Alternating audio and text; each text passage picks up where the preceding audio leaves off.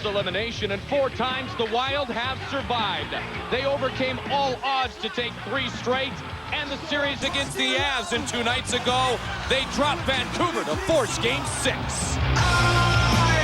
I feel so alive for the very first time.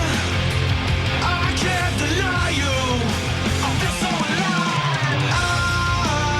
I feel so alive for the very first time. And I think I can fly. They're hoping for 2 more. It's XL Energy presents another Hockey Night in Minnesota. It's the Minnesota Wild and the Vancouver Canucks for a 6th time. Hi again, everybody. Alongside my partner, Mike Greenlay, I'm Mike Goldberg. Just as it was against Colorado, a win tonight and 2 planes take off. A loss in the season is over. And it's been a tight series, much like we expected, except for last game, of course. The Wild have really led this whole series in terms of the games. Canucks, though, very timely goals, and that's why they're where they're at. Timely play for Darby Hendrickson. He's picked the postseason to play his best hockey of the year. Some huge face-offs for Darby Hendrickson. He's played against the top lines as well, playing good defensive hockey. Willie Mitchell, of course, stepping in as Brad Bombardier was hurt. So Willie Mitchell doing the job even amongst injuries. Will there be an after effect from Game 5? Todd Bertuzzi was asked this morning. He said, "Are you kidding me? It's done with. It's over. We learned our lesson. We'll find out tonight." And look for these guys to be split up this evening because Bertuzzi, Naslund, and Morrison just aren't clicking like they have been during the season. It is set to go. A Game 6 with the dynamic duo of Gaborik and Walls, hoping that the Minnesota Wild have 2 more wins in their back pocket against Vancouver to advance to the Western Conference Finals. After Game 1 against St. Louis, when St. Louis defeated the Canucks 6-0, will Dan Cloutier recover again tonight? Well, if the Minnesota Wild can jump on him with a couple of quick ones early, they might hurt his confidence a bit. His worst game of the playoffs was Game 5 against the Minnesota Wild. Manny Fernandez won Games 5, 6, and 7 against Colorado. Rolison won 5. Now it's his turn in 6. Well, if you're asking me, can he do it? I'm answering yes. Rolison, of course, 1-0 in elimination games as he played very well in a 7-2 win over the Vancouver Canucks in Game 5. Paul Dvorsky, Stephen Walkom, our referees, Scott Driscoll, and Tim Nowak will call the lines. Bertuzzi, Trevor Linden, and Jarkko Ruutu, Mike. So just what you alluded to in the open. Look for the West Coast Express to be broken up at times tonight because they have been virtually ineffective in this series. They only have 1 goal in the series as a line, and that was a power play goal. Nolan Baumgartner in the lineup for the first time here in the postseason for Vancouver. He was acquired as a free agent from the Chicago ranks last year.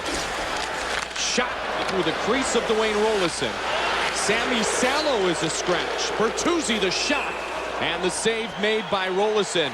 Bertuzzi and Mitchell already involved with each other. Mike, your Polaris keys. Well, take a look. You have to control emotions. As we just saw, this is a Wild building, but the Wild have not been able to take that energy. They've gone a little too far and tried to do a little too much. Of course, the question is, will Cloutier rebound? Will Jovanovski rebound? Jovanovski 0 points and a -4 last game. Cloutier, as I alluded to, not a very good game in the 7-2 loss. Face-off, Brendan Morrison against Wes Walls. Naslund digs it up. Shot deflected off of Lubomir Sekerac. So Klatt is with Morrison and Marcus Naslund. Game 6, as it was with Colorado, Game 7 is scheduled for tomorrow night. So either 1 plane or 2 planes are headed to Vancouver. What a dynamic duo Gaborik and Walls have been. Walls with 8 points in this series against the Vancouver Canucks. Gaborik leads all NHL scorers in the postseason.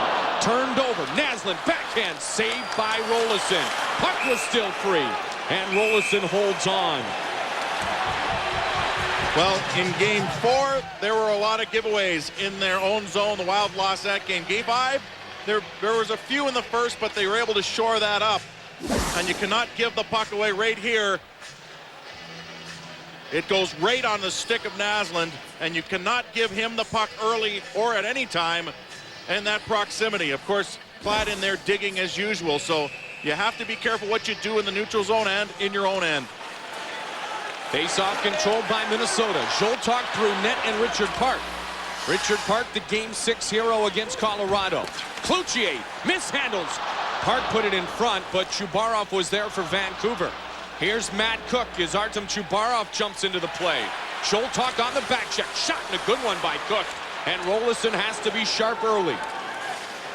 Cook over to the near side. Minnesota without Pascal Dupuis this evening. A lower body injury has kept him out of the lineup.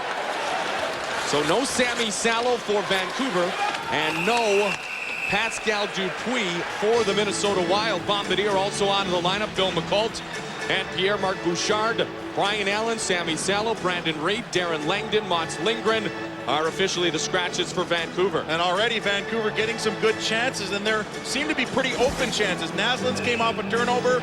Cook just came down the wing and got a good shot, and he used the defenseman Brown as a screen. Good saves by Rolison early.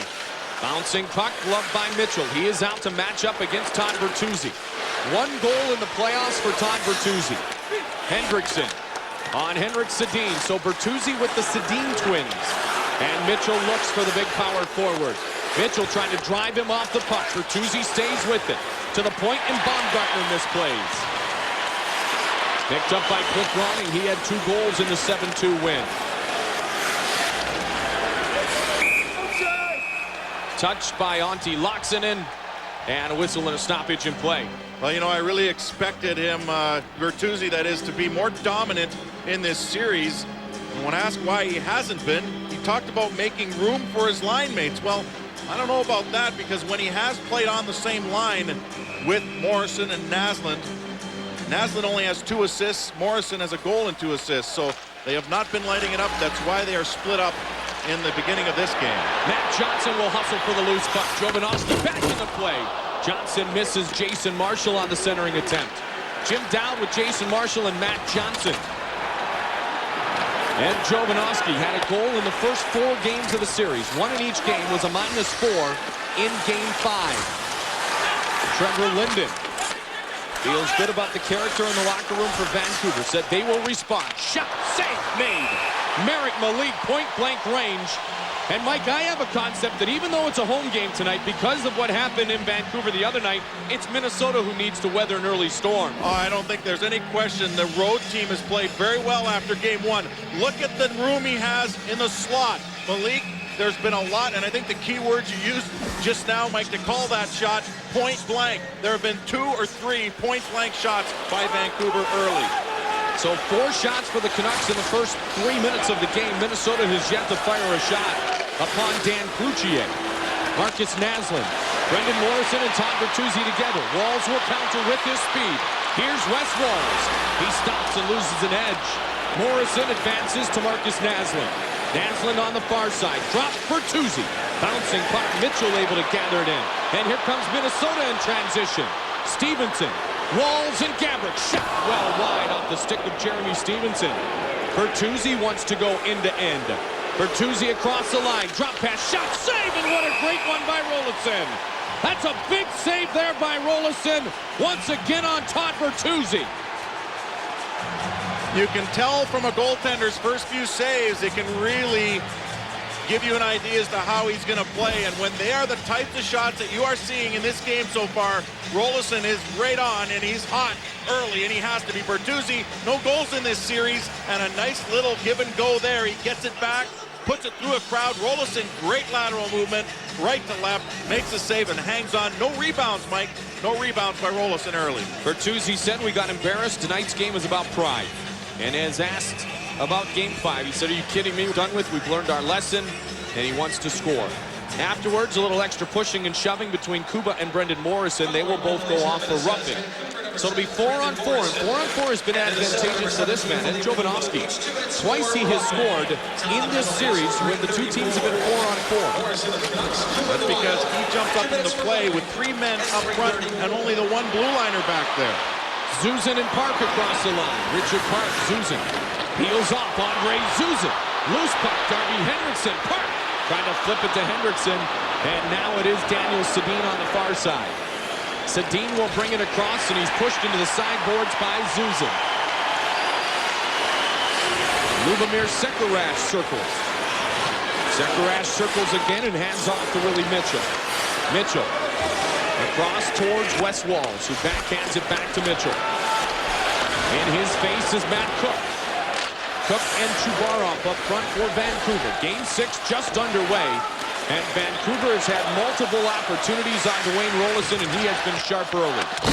Gabrick hit by Cook. Gabrick took a shot from Matthias Ohlund in the third period of game number 5 that had him leaving the ice for a few minutes. Walz trying to do it himself. And he's pushed down by Ohlund. And a penalty is going to be called. Matthias Ohlund is headed to the penalty box. And a very favorable 4-on-3 power play for Minnesota. Favorable, obviously, because of the room that the Wild will have out there. It'll be for 50 seconds, and then the remainder will be a 5-on-4. But the reason why he calls this penalty the high stick, all he had to do was give Walz a couple of shots, push him a little bit, and Gaborsky would not have called that. But the stick came up, it caught Walz up high, and the Wild will go on the power play early. So they're going to call it a slash, and Walz able to draw the penalty. Let's watch closely Cliff Ronning. Running the point, power play push back 4-on-3. Jovanovski clears it right into the stands. And for Cliff Ronning, the veteran, Andre Zuzin was out for that first 4-on-3, Mike. He missed a good scoring opportunity. They went right to Ronning, and Ronning, I think, scored the biggest game of that Game 5 victory, the biggest goal. Very pivotal, as we spoke about last game. And when he controls the play, that's what he can do. Brunette tried to tap it back there, and instead Jovanovski and Murray Barron are off to the races. Murray Barron scores. No goal. No goal. Why, I don't know. But no goal. It was an offside. Oh, my goodness. And maybe that's why Roloson let up on it. Not that he fanned on it. We'll take a look, because I don't know if Roloson played it like it wasn't offside or whether it was. But Roloson had made tremendous saves all period, and then I don't know if he let up or not. Let's listen to the whistle. Oh yeah, clearly. Roloson let up on that. You can tell he did not dive across the net to make that save. So that kind of scared me a bit. Well, and Murray Barron, of all people, not known for his offensive prowess. Shot saved by Cloutier. That was Andrew Brunette. Joltok behind the net to Marian Gabrick. Gabrick feeds it towards the point, and Linden steps in. Odd man rush again for Vancouver. Jovanovski, Linden shot. A good save made by Roloson.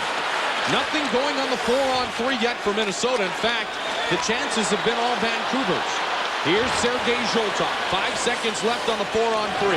Running across the line, and he stops. Sopel chases him. And Joltok mishandles at the blue line. Joltok at center. Puck is bouncing around right now, Mike.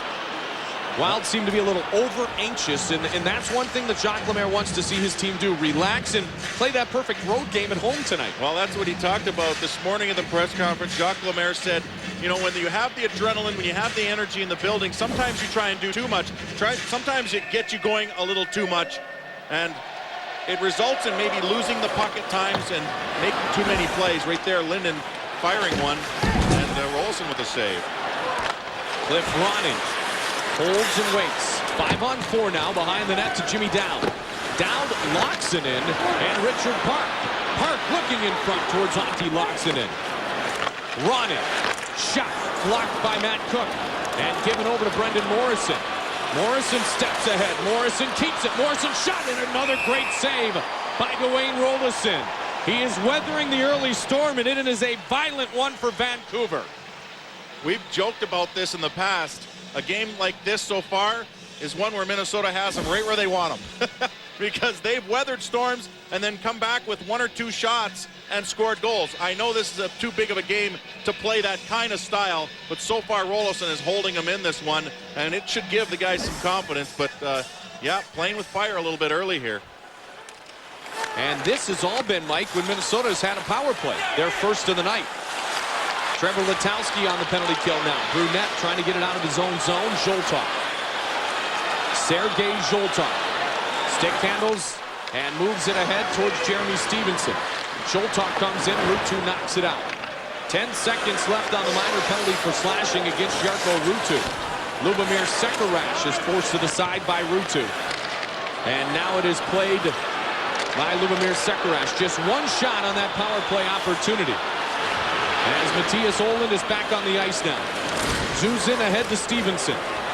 Loxinen was able to stay onside. Antti Loxinen has scratched the last 2 games. In the lineup tonight with Pascal Dupuis out. Sami Salo out for Vancouver with flu-like symptoms. Bertuzzi has had a good chance already tonight. Naslund. And on the near side, Wes Walz.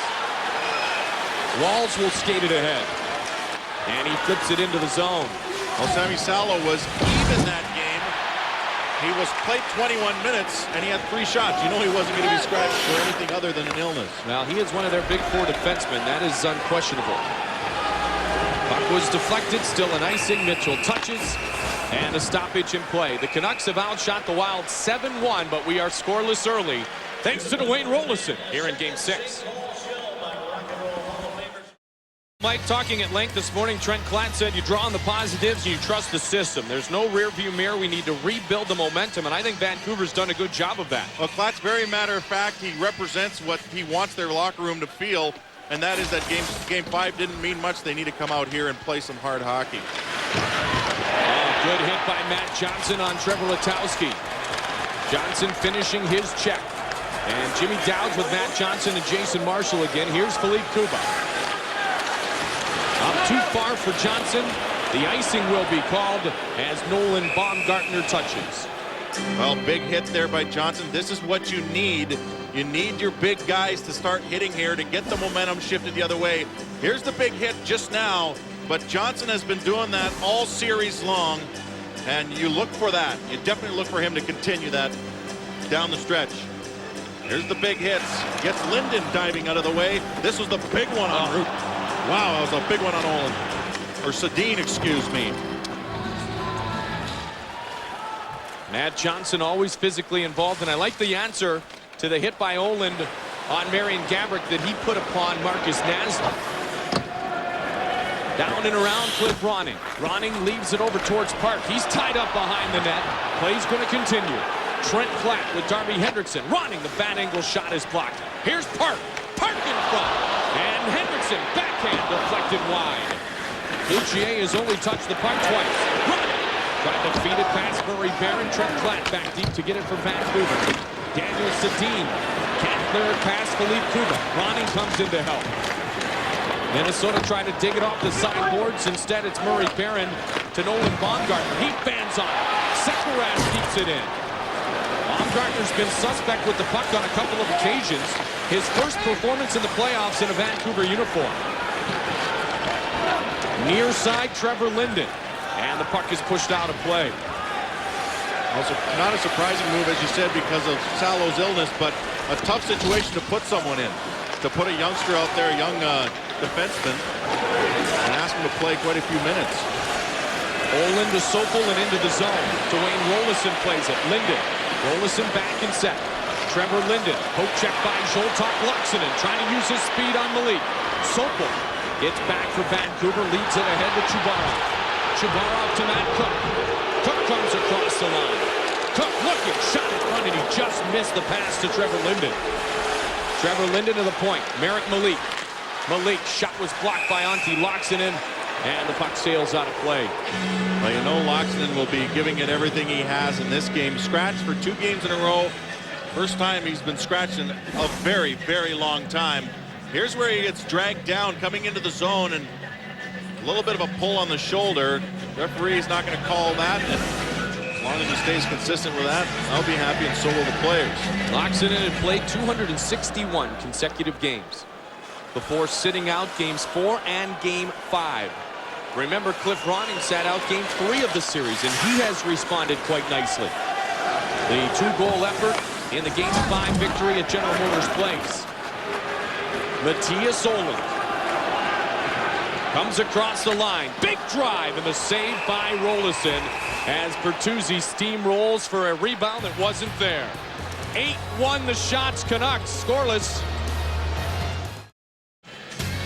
Wes Walz had 1 goal in the final 17 games of the regular season. He has 6 here in the playoffs, 4 against the Canucks. He was magnificent in the Game 5 victory, his second shorthanded goal of this series. He's off as Linden is on. Jim Dowd against him. Face off in the skates of Ruutu and Marshall. And Dowd moves it up to Matt Johnson, who moves it out. Dowd with the Sienna sweater again tonight. Marshall, the hit on Merrick Malik. Matt Johnson with Trevor Linden on him. And the puck over to the near side boards. 9:35 remains here in period number 1. We are scoreless. Trevor Linden walking in on Willie Mitchell. Saved by Rolison. Perfect position again. May pushes up on Willie Mitchell. Mike, you worry about Mitchell's wrist when he has to brace himself as he did there. But he stepped right out and he says he's fine. Linden. Mitchell on him. Malik will step in. Malik the shot. Traffic. And cleared up and out by Jimmy Dowd. And the reason why he has to use that sore wrist is because he does face the boards a lot, especially on the right side of the net where he has to turn around to spin the puck out of the zone. Icing is called, and Wes Walz promises the fans will see everything from the team tonight. Regardless of what the result is here tonight, we're going to leave it all out in the ice there tonight. And, you know, we might run into a hot goalie. We might not get some great bounces. That might happen. But I can guarantee you the effort will be there. And we feel if our effort's there, that the hockey gods are with us, that we'll be going to Vancouver for Game 7. Well, certainly we hope that is the case. If it is the case, we'll have the game for you 9 o'clock tomorrow right here on Fox 9. Minnesota trying to become the first team to win 5 elimination games since the 1994 Vancouver Canucks. Brad Brown. Now it's Hendrickson to Richard Park, played by Brunette. Without his helmet is Artem Chubarov. Brown comes in and rams into Matt Cook. And the puck is sent ahead, Murray Barron. Barron over to Sopel. Sopel back to Barron. Barron, good lead pass to Sedin, and it will be frozen by Dwayne Rolison. Yep. Well, look at Brad Brown, and didn't think we'd see a whole lot of him in this playoffs, but he has stepped in and done a great job in terms of being physical. He's not going to be a finesse defenseman, but that's what they needed. They need some size in front of the net, in front of goaltenders Manny Fernandez and Dwayne Rolison. Guys that can move bodies out of the way, especially big ones like Bertuzzi. And as we've talked about at length, Bertuzzi has not been effective in this series. Andre Zuzin ahead to Loxinen. Loxinen cross ice pass to Ronning. Jovanovski uses his long reach. Zoltar ties up Henrik Sedin. Platt, Henrik, and Daniel Sedin on the line now for Vancouver. Some line shuffling being done by Mark Crawford. Platt jumps in after the loose puck. Kuba will give it off to Andre Zuzin. Ahead to Loxinen. There's Ronning. Ronning mishandles at center. And Daniel Sedin's shot is blocked by Philippe Kuba. Ronning back to get it. Line change made by Vancouver. Ronning uses his speed. Gets it over to Wes Walz. Walz. And Sopel poked it away. Sopel ahead to Todd Bertuzzi. Bertuzzi, Naslin, and Morrison. Naslin shot it into the legs of Willie Mitchell. Here's Marian Gaborik now.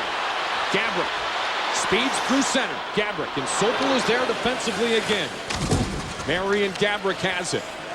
Brendan Morrison stays with them. Walz will dig it out. Here's Gaborik. Gaborik behind the net. Sopel jumps in. Stevenson. Walz shot saved by Cloutier. A great pass from Stevenson to Walz, and Cloutier makes his first big save of the night. Well, we've talked about Walz, we've talked about Gaborik, but look at Stevenson. The work he does along the wall really has benefited the Wild. Nice little pass between the legs of Morrison. Walz almost sneaks that underneath. Look at the heads-up play. Stevenson picks up the puck, takes a look over his shoulder, sees Walz breaking and gives it to him, and I tell you, Stevenson has been a great addition.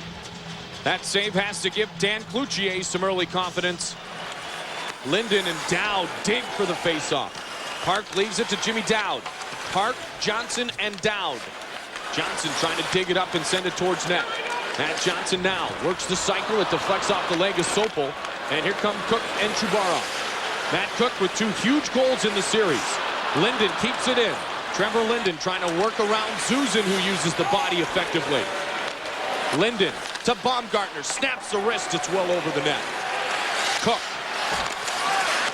Back to Barron. And Rolison slides it aside. Brad Brown bumps it down the length of the ice. Minnesota here tonight will take no chances. Baumgartner touches, and icing is called. This has been a series that really has not seen huge momentum changes. Within games, you've seen some. They've been directed by things like hits, and some good bounces. The Wild talked about the fact that last game they got all the bounces, but Jacques Lemaire says that they didn't play their best game. They just scored more goals. And you can expect to see a different style of hockey from the Wild this evening. Well, tonight's game is reminiscent of one of the early games against Colorado, Mike, when Minnesota was outshot in game 1, for example, 18-3 in the first period. But that's the great equalizer in this game of hockey, is goaltending. And so far, Rolison has been extremely sharp. Trent Klatt trying to work around Lubomir Sekerash. After their worst game of the postseason, they're looking to play their best tonight, Vancouver. And they have so far. Sedin, and Klatt. Darby Hendrickson able to gain it out of the zone. Hendrickson, Ronning, and Antti Laaksonen. Here's Darby. Sends it in. Ronning will quickly move in on Jovanovski.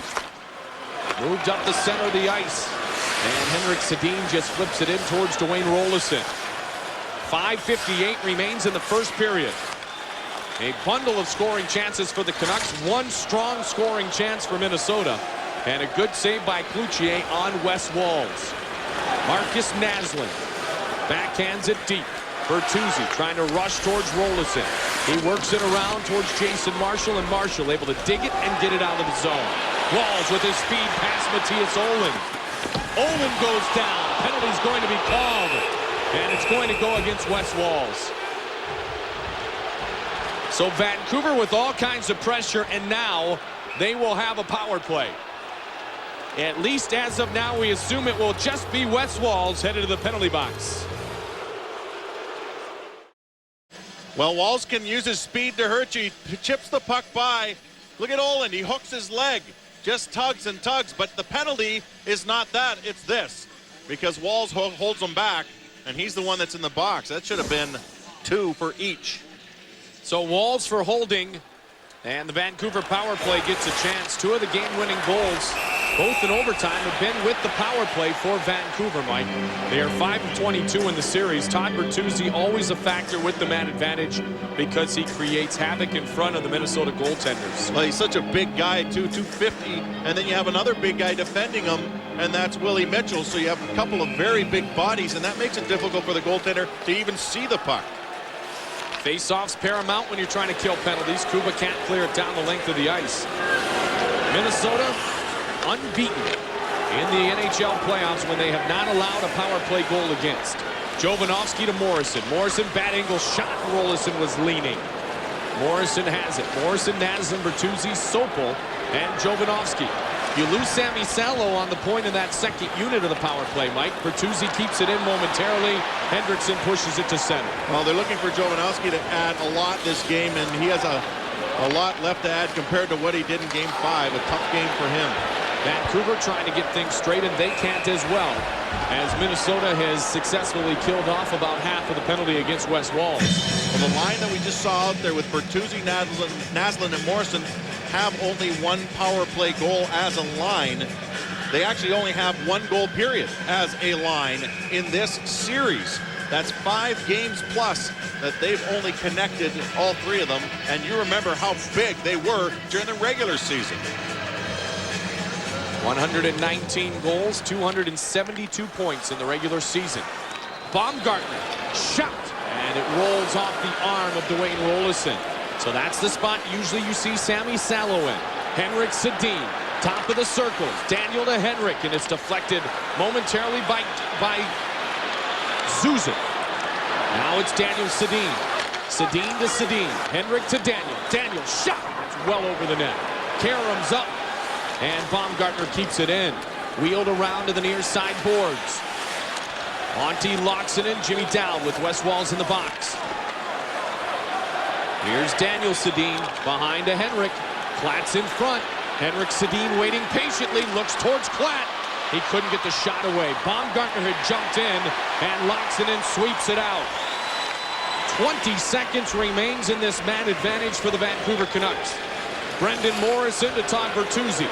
Bertuzzi comes across the line, and he's welcomed with a chorus of boos here.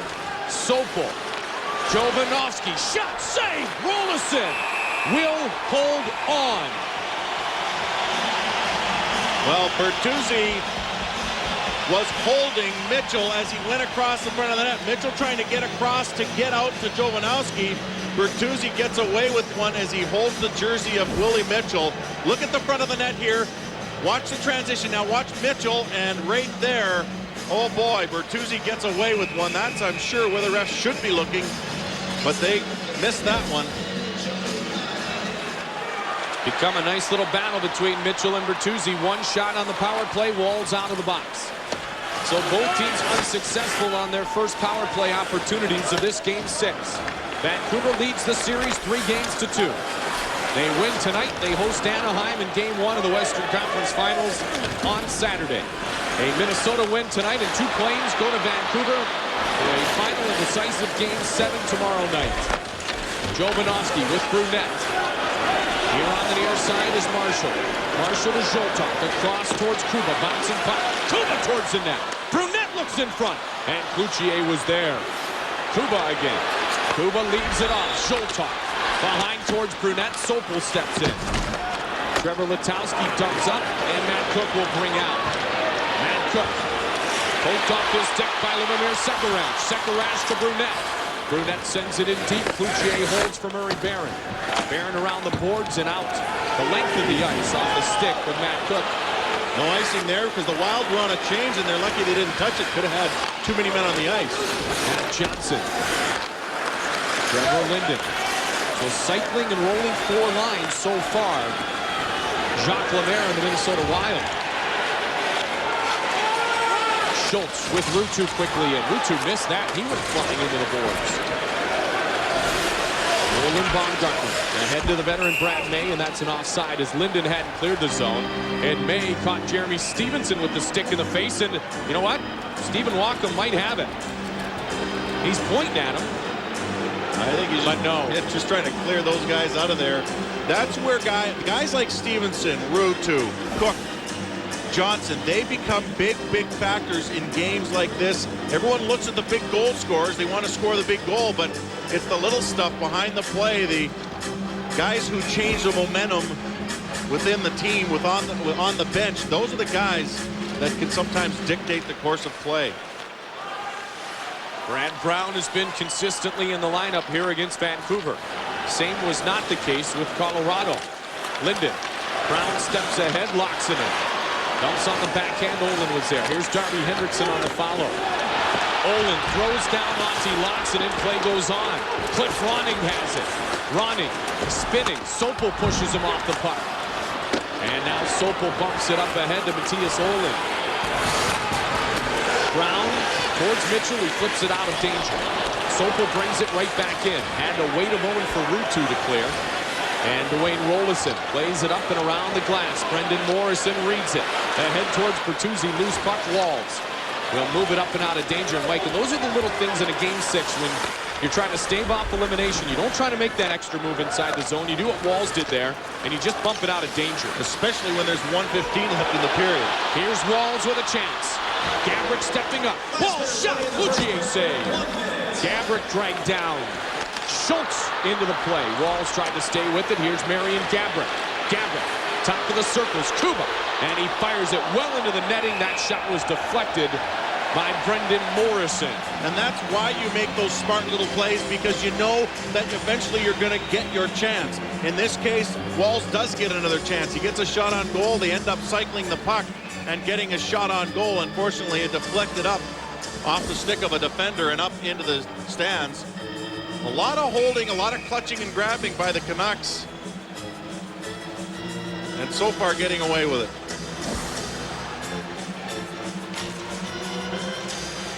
Under a minute remains in a scoreless first period. A first period in which Vancouver has pumped 11 shots at Dwayne Rollison. Platt to Kuba. And Kuba up and out of the zone. Played now by Trent Platt. Kuba behind the net. Zoltok. Zoltok trying to avoid the forecheck of Henrik Sedin. To the point and Sopel. Sopel to Daniel Sedin. In front. Platt rebound off the side of the net. Platt had an opening. Sopel bouncing puck. Brunette sweeps it out of danger. Trent Platt had a glorious opportunity there for Vancouver. Remember that. That could be a huge moment, a huge miss for Vancouver. Well, Wes Walz talked about the hockey gods. They were looking quite nicely down upon Dwayne Roloson in the Wild there. Well, Klatt, he's been very effective in front of the net. He's a tough guy to move, very physical, and he almost gets the 1-0 game going, but it's still 0-0. Game 6, and Todd Bertuzzi's back in town and greeted, well, not so nicely by the Vancouver faithful. We visit with Jeremy Stevenson when we come back. Picking up some cheering for the Wild here. Jeremy Stevenson's little boy, good-looking young man, looks a lot like Daddy. And Matt Johnson with the look of intensity in his eyes, like always. Jimmy Dowd, the captain. Andre Zuzin, the man claimed off waivers from New Jersey. They're in the conference finals. Cuba used to play for Florida. They were the third-year Cinderella team. A win, and we fly to Vancouver tonight. And these two square off again tomorrow. Second period is underway. First period dominated by the Vancouver Canucks. Although Minnesota got a little something going late. Ruutu wraparound puck free. And Bertuzzi looked for it. Nolan Baumgartner, low shot, well wide of the net. Richard Park to Johnson. He misses Dowd, but Jimmy Dowd picks it up, gets across the red line, and dumps it in. Johnson in quickly on Baumgartner. Cruises, and Baumgartner able to get it ahead to Jarkko Ruutu. Minute neutralized by Cuba. Here's Barry. And the save made by Roloson. Stevenson. Trevor Linden with him. Here's Trevor Linden. Linden, Bertuzzi. Bertuzzi. Mitchell was there on the return pass intended for Linden, and Minnesota clears it out. Well, once again, Vancouver trying to come out and score in the first few minutes of this period like they did in the first. It's a good posture to hold. You get all that offense and all those chances. Well, remember, this was the second highest scoring team in the National Hockey League during the regular season. Trailing only the Detroit Red Wings, who departed in 4 games courtesy of the Mighty Ducks of Anaheim. Anaheim will be the road team in the Western Conference Finals, regardless of their opponent, be it Vancouver or Minnesota, and the series will open Saturday, regardless of venue, Minnesota or Vancouver. Schultz, Walz, and Sopel. Brent Sopel, Brendan Morrison breaks through center, leaves it off to Trent Platt, shot wide. Naslund off the carom. Roloson was down, but he pads it aside. Here's Naslund again. Right on the tape of Jovanovski, and a great glove save by Roloson. What a save. Jovanovski gets the shot, and Roloson had to really stretch out. Looks like he's shaken up a little bit. Look at the feed to the cross point, and the shot looked like it may have missed the net a little bit.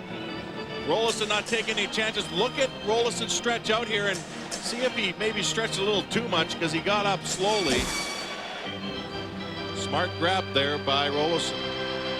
So Roloson sets in Zoltar, takes the face-off against Chubarov. Artem Chubarov nearly 60% effective in the postseason in the face-off circles. Jason Marshall. Malik took that one up in the facial area. It trickles out of the zone, and the offside is called.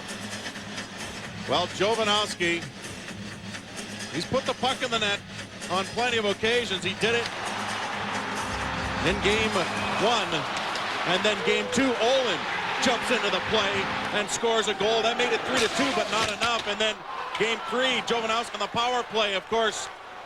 We all remember game 4 in overtime and Sopel. So the defensive scoring has been making up some of the difference for the top line not scoring for the Vancouver Canucks. Well, 12 of the 31 playoff goals by Vancouver have come from defensemen, Mike. 6 of the 12 in this series against the Wild, and Jovanovski scoring in 4 consecutive games. Games 1, 2, 3, and 4. Vancouver, of course, won 3 of those 4 contests. And I'm sure Jovanovski feels he has something to prove. A -4 last game, no points, not a lot of shots. He's just trying to regroup like the whole team is and just brush that off as experience. Malik advances it out of the zone towards Cook and Chubarov. They can't connect. Brad Brown back to get it for Minnesota. 17.5 minutes here in period number 2. Brown, Darby Hendrickson, Cliff Ronning, and Auntie Loxonen together here. Hendrickson keeps it in. Ronning will chase it. It seems as if so far Vancouver, Mike, has neutralized the speed advantage that Minnesota has, as the offside is called, as the speedster Ronning tried to clear the zone. Well, as I said, there's been a little clutching and grabbing, and both teams are guilty of it, but the Minnesota Wild can be hurt more by it because of their speed and around the front of the net. And so that's where they have to really try and chip the puck by some guys, some players, and get around them, get that puck, maybe even dump it in if they have to, and use their forechecking game. They're a good forechecking team. Minnesota controls it center. Kuba sends it in. Cloutier can't play. Brunette, a key factor here in the postseason success for the Wild. Digs it out against Baumgartner. Trying to lean and work. Looking in front. Wants to shove it again. Brunette keeps it.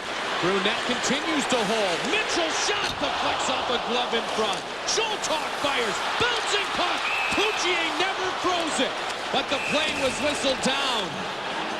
Cloutier never had that puck frozen.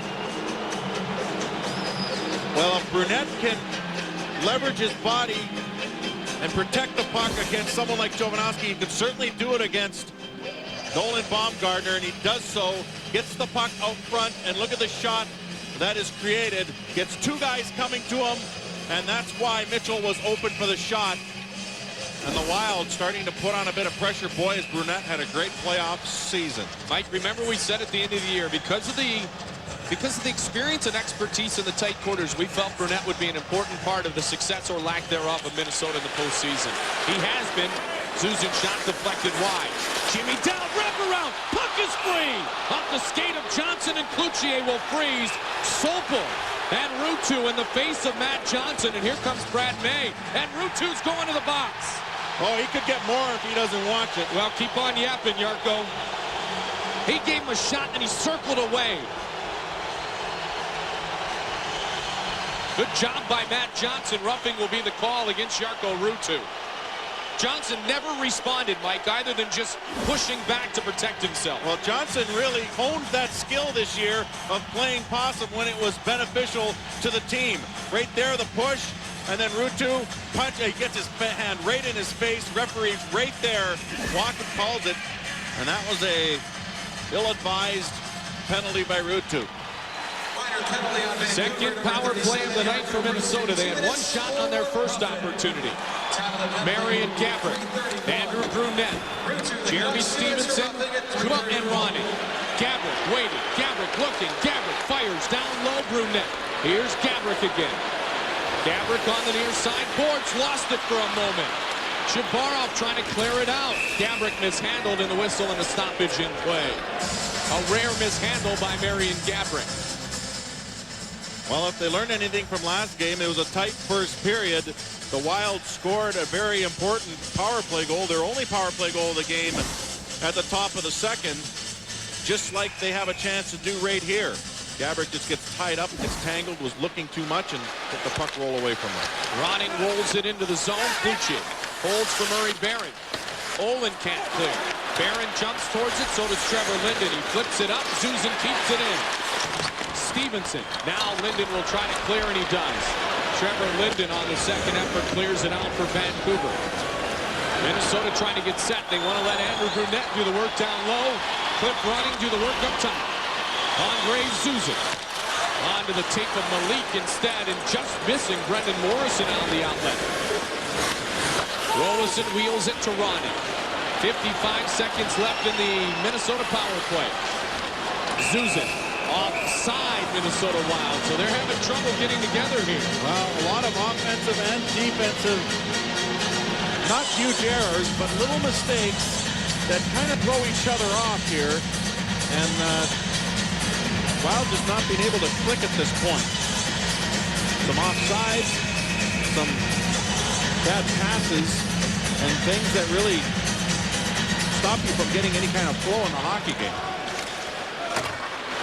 Dumped down the length of the ice.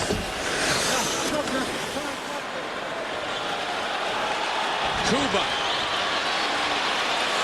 brings it up and dumps it into the zone. Another offside against Minnesota.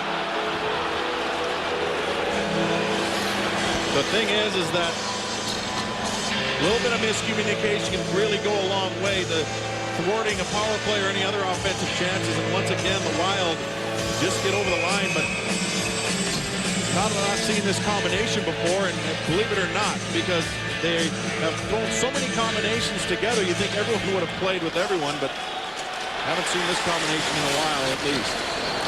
Lubomir Sekarash. And now Brendan Morrison.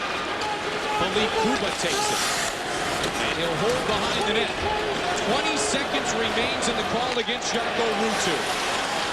Kuba in the neutral ice area. Walls across. Gambler shot and a save. Rebound. Brunette. He scores. He scores. Power play goal. Minnesota Wild. They lead 1-0.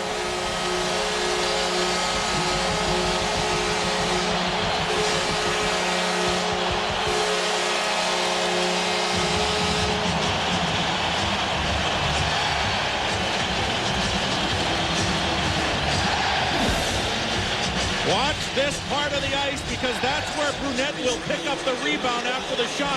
He has to corral it first.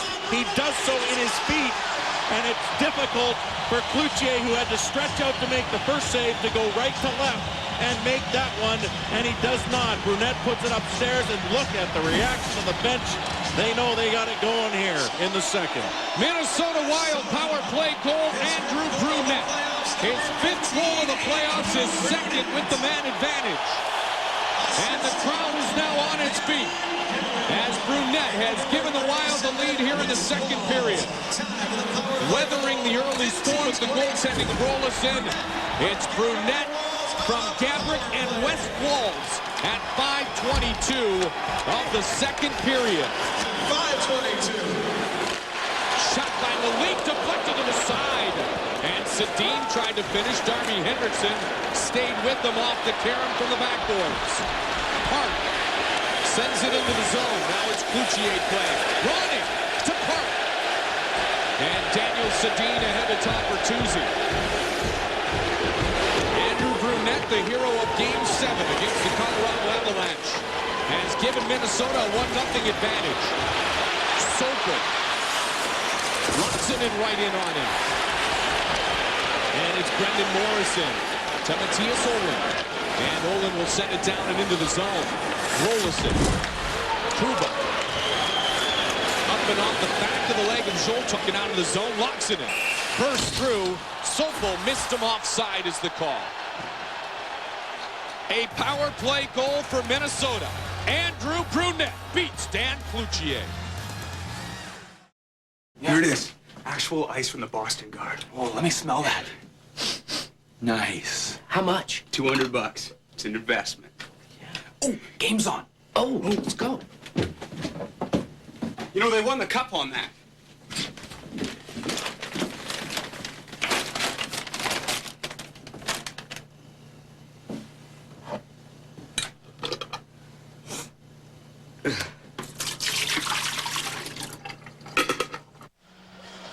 A goaltender who has to make a first save and stretch, he has to be able to pop up and get over. I think he did a fairly good job, but he didn't close it up.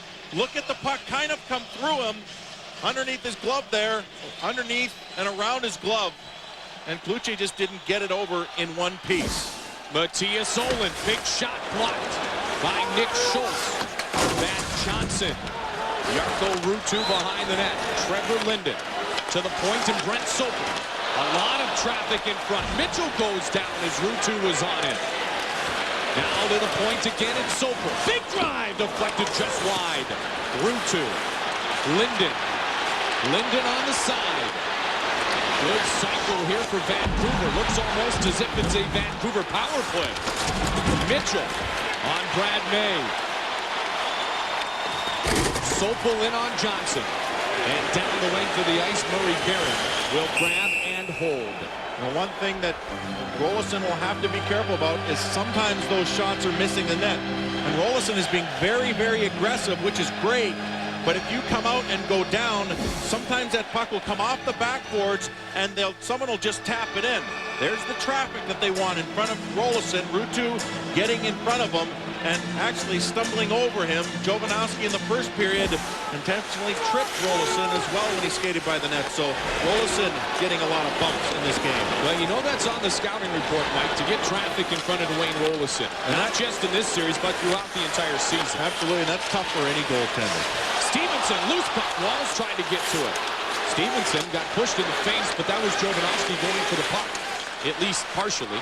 Here's Stevenson. Walls is open. Stevenson looking off the side of the net. The skate of Morrison, and it will be frozen by Dan Cloutier. Crowd responding now. Minnesota has started to give them some reasons to cheer. Really like this line, boy. You have a defensive player who has offensive skills in Walls. Gabrick, who has just been amazing, and then Stevenson, who just crashes around there, and they really are complementing each other well. Is get it in deep. There's Jovanovski trying to go after the puck and actually catching Stevenson up high, and Walls almost had a glorious opportunity because of that. Ronning, Schultz trying to push it towards the front of the net. Monty locks it in, skating with purpose. He's pushed down by Matt Cook, and play is going to go right on. Pascal Dupuis tonight. Cook finishes his check, but Brad Brown was ready.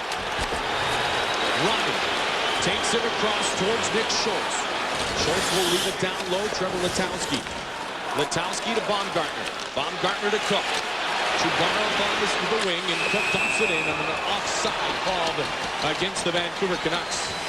Matt Cook trying to stir things up, trying to get his team energized.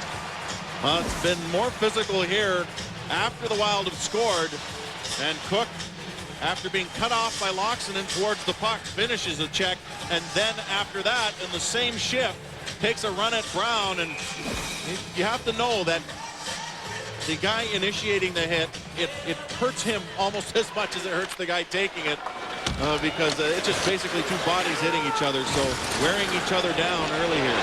Here's Walls with speed. Gabrick jumping ahead. Walls shot, save, rebound! Cloutier swats it aside. Walls tried that little toe drag, Mike, that worked against Patrick Waugh shorthanded and worked against Alexander Old shorthanded the other night. Cloutier was prepared and ready. He was prepared because he had to watch it from the bench. Brunette brings it ahead, bounces it to Marshall. Marshall, Brunette, Henriksen. Shot was blocked neatly by Sokol. Minnesota starting to do something offensively here.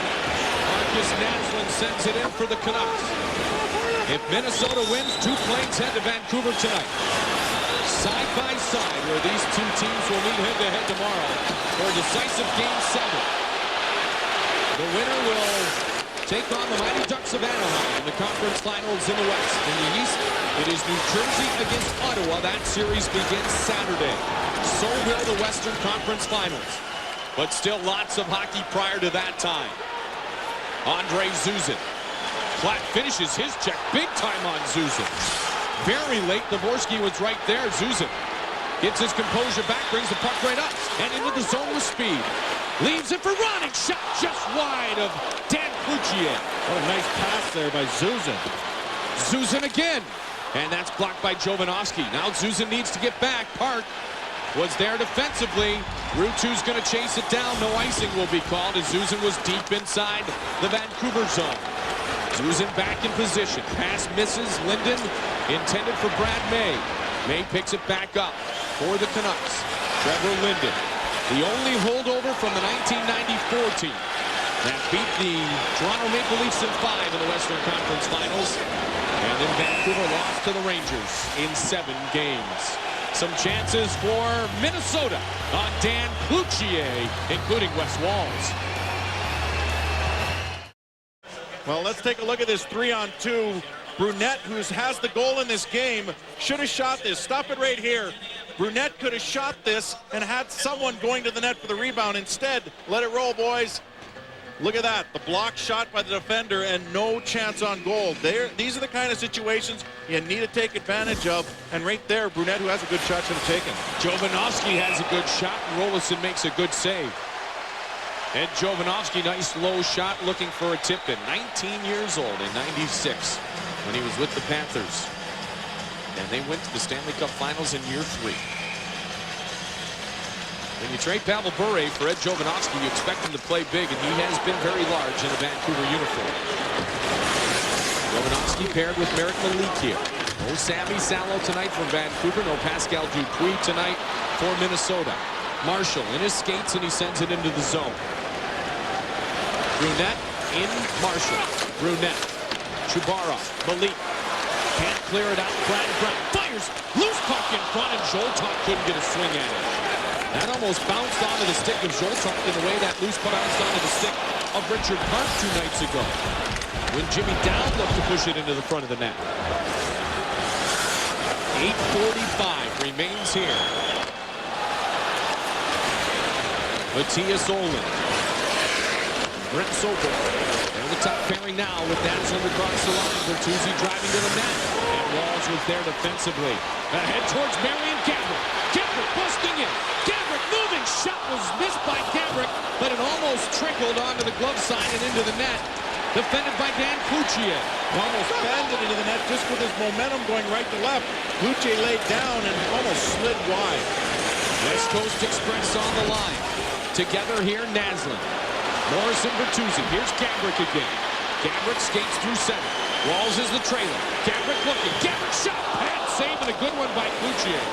Walls created traffic. Walls now to Gaborik. Gaborik running, and that was blocked. Marcus Naslund for Vancouver the other way. Well, Mike, as you said, you're getting some chances. You want to take advantage of the opportunities. Mitchell deflects it into the Vancouver players' bench, and a whistle and a stoppage. Some great chances there, and you have to love when the Walls, Gaborik, Stevenson line not only defends that West Coast Express line, but gets chances themselves. Walls, good back check, knocks the puck out of the air, and gets it all the way down to Gaborik. If he doesn't lose this, it might be a 2-0 game. It almost was anyway, as it rolled towards the net, and Cloutier kind of went down awkwardly. Darby Hendrickson sends it into the zone. Daniel Sedin across the line, he will travel. Schultz wheels it around. Ronning bumps it. Baumgartner keeps it in. Baumgartner just dumps it deep into the zone, where Daniel Sedin takes over. In front, deflected out of danger by Dwayne Roloson, and Laaksonen will chase young Nolan Baumgartner. Clapped across to Daniel Sedin. And Sedin deflected aside by Roloson and up into the netting. You know, Mike, Nolan Baumgartner, there's some pressure on him tonight because, you know, he's coming into a series that already has a great personality.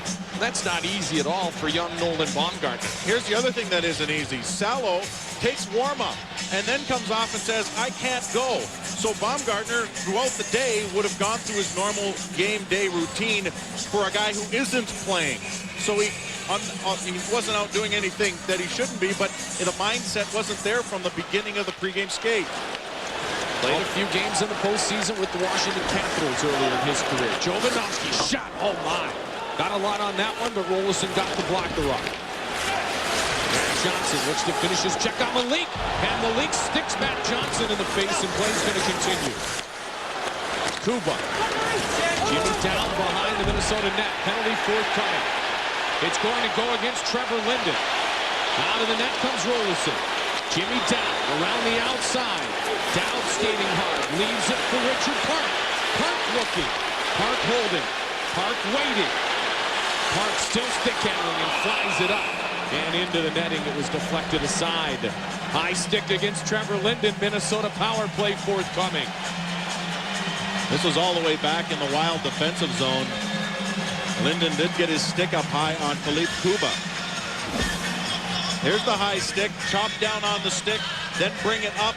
Unfortunately, fortunately for the Wild, unfortunately for Kuba, Kuba moved his stick, and the stick came all the way up and caught Kuba in the face.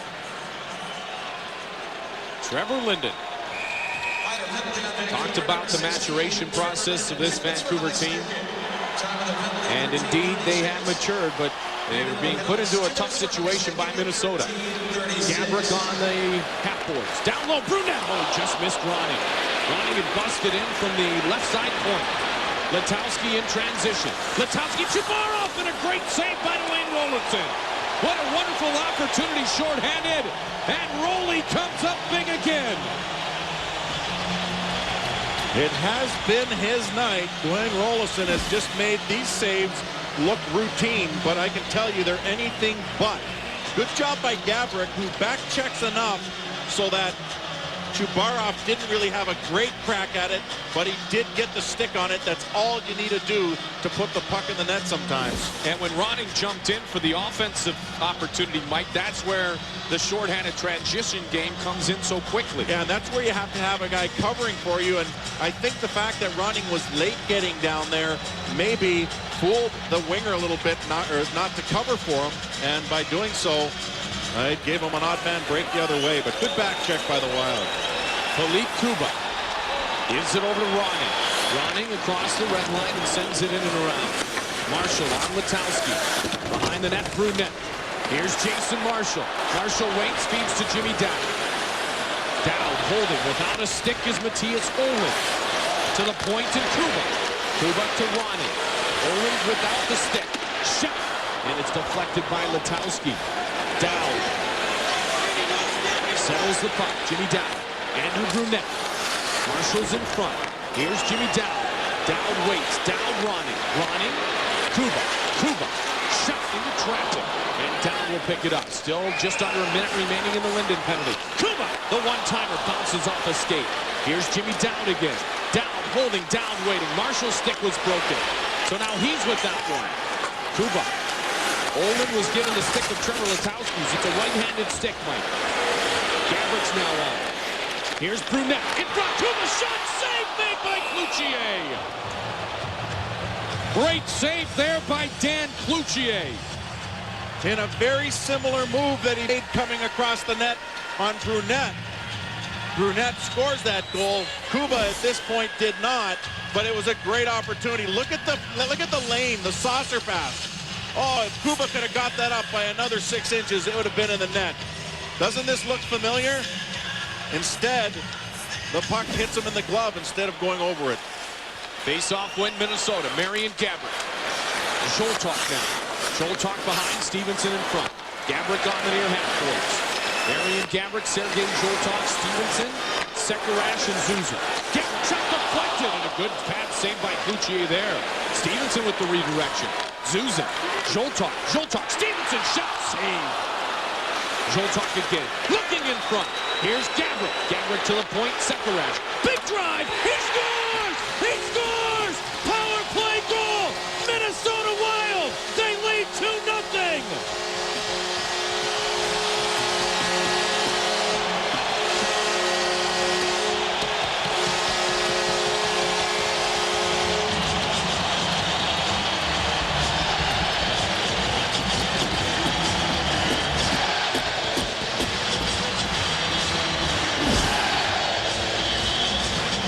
I've always wanted to see Sekerash hit the net because he is a cannon and he unleashes this one. What a shot in the top corner, and watch it from Dan Cloutier's perspective. Actually, it's Malik who shoves Stevenson in the way and screens Cloutier. His first goal of the playoffs. First goal in his NHL playoff career for Lubomir Sekerash. A power play goal for Minnesota. They are 2 for 3 with the man advantage, and Minnesota leads by a score of 2-0. Gaborik picks up his second assist of the night. Zoltok picks up the second helper. And with just under 4 minutes remaining in the second period, the Minnesota Wild lead by 2. Bertuzzi misses the check on Willie Mitchell. Watch out for Bertuzzi. And Mitchell and Bertuzzi jog across the line is Park. Morrison there. Down was dumped in front, and a penalty is called. It's Murray Barron. Cloutier was hammered into as well. It's Barron who's going. And Jimmy Dowd slow to get up. Barron might have pushed Jimmy Dowd right into Dan Cloutier, Mike.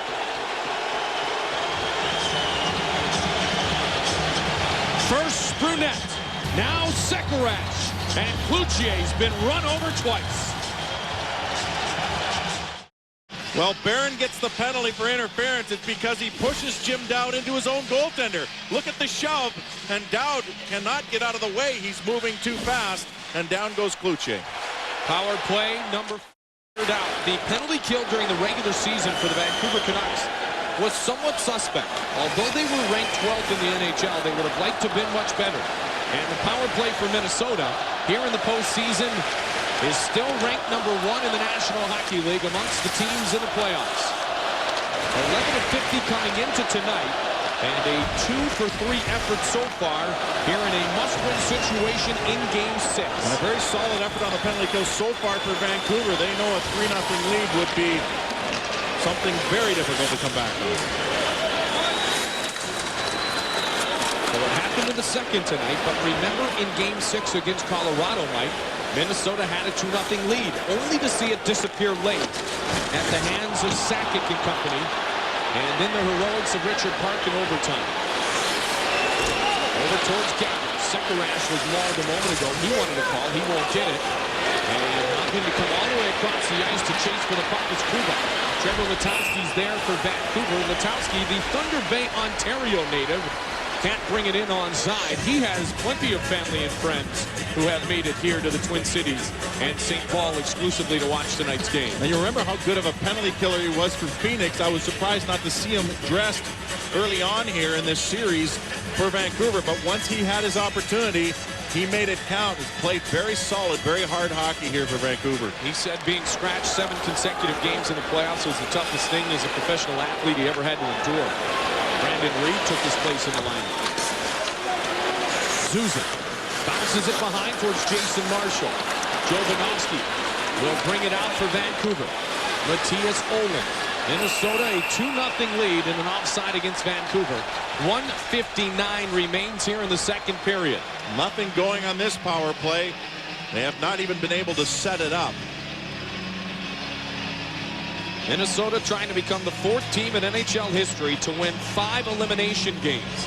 The last time it happened was in 1994 when Trevor Linden and the Vancouver Canucks were able to do it. On their way to the Stanley Cup Finals, only to be defeated in 7 games. The NHL record for most elimination game wins was set by the Islanders back in 1975 when they won 8, and count them 8. But the Flyers won the Stanley Cup that year. Chubaron. And it's Kuba. The Islanders won 5 straight also in 1987. Walls waits and holds and feeds up towards Antti Laaksonen. Gamble almost intercepted the D-to-D pass there. Good 2-man forecheck there. Marian Gabriel tied up by Todd Bertuzzi. Now it's Darby Hendrickson trying to work through the stick check to Marcus Naslund. So Hendrickson draws the assignment here, Mike, against the big West Coast Express of Jovanovski, Bertuzzi, and Naslund. Gabriel, Hendrickson shot, kind of fanned on it, and the puck trickles to the side of Dan Cloutier. Hey, had a rolling puck. Those are hard to control, but if you do get a hold of them, they can really fool a goaltender because it's almost like a curveball. Richard Park in center, lost it. Here's Naslund. Marcus Naslund shot. Glances off the glove of Rolison. How good was Dwayne Rolison early in this game, Mike? Early in this game, and a couple saves here in the second period. More notably, the shorthanded chance by Chubarov. Naslund. Black trying to work in. Mitchell. We said before, Minnesota wants to play the perfect road game here at home. And so far they have, because it was Vancouver who came out flying, and Minnesota who weathered the early storm. And then if you're a road team, you take advantage of your opportunities, be it on the power play. And Minnesota has done that so far tonight. Tons of hockey remains, though, as we have learned some seriously brutal lessons here in this series against Vancouver. Well, if the Minnesota Wild know how to play patient hockey, and Andrew Brunette's one of the people we'll talk to about that. And, of course, what's on tap for Bud Light, second period stats and highlights afterwards. That was outstanding. Now, you just did your first promo. That was absolutely outstanding. And my last. And you did it quite poorly, thank you. And my last. Bud Light's on the line right now. They want to know what happened. So our Bud Light, what's on tap? Andrew Brunette, also second period stats and highlights. That's all coming up. Locks it in. Here's Stevenson. And we will have a 2-0 lead. Minnesota Wild going into the third period of play. Lubomir Sekerash from Gabrick and Zoltok, the second power play goal of that second period. There's our guest, Andrew Brunette, who scored his 5th of the postseason right there against Dan Cloutier. If Minnesota can hold on, it's fire up 2 Jets and play Game 7 tomorrow. In every game except Game 3, and have given a couple of those away as well. So hopefully they have learned their lesson. Well, Vancouver still, that number is 38-20, 38 minutes and 20 seconds in this entire series that they have led the Minnesota Wild. But most importantly, they led at the end of 2 games. In fact, they led at the end of 3, but they led at the end of 2 in dramatic fashion. Bertuzzi and the West Coast Express has been derailed. They've been derailed in a big-time fashion. They had a lot of points at the end of the St. Louis series. 12 in the final 3 games, in fact. They only have 10 points total in this series. Schultz, Mitchell, Walls, Stevenson, and Gabrick. Both teams full strength to start things here. 9 o'clock start time tomorrow. Game 7, if necessary. Jeremy Stevenson. Matthias Olin. And now it's Nick Schultz. Naslund, Bertuzzi, and Morrison. Sedin, and Klatt may very well follow. Willie Mitchell. Talk about epitomizing what the NHL and the NHL playoffs are all about. He hasn't missed a shift. Nope. A couple of great lines held together by fishing line and duct tape. Well, whatever Dr. Sheldon Burns, Dr. Joel Boyd, Donnie Fuller, and Mike Boat are using, it's working very well. That and a great big heart on the left side of the chest of Willie Mitchell. Monty locks it in. The iron thin to Sekerash. Sekerash across the line. Quick shot. And it's kicked aside by Dan Cloutier. So a Game 6 that Todd Bertuzzi said would never happen may turn out to be a Game 6 victory for Minnesota. Locks it in, keeps it in at the blue line. And Cloutier holds. Brent Sopel for Vancouver. Through to Brunette.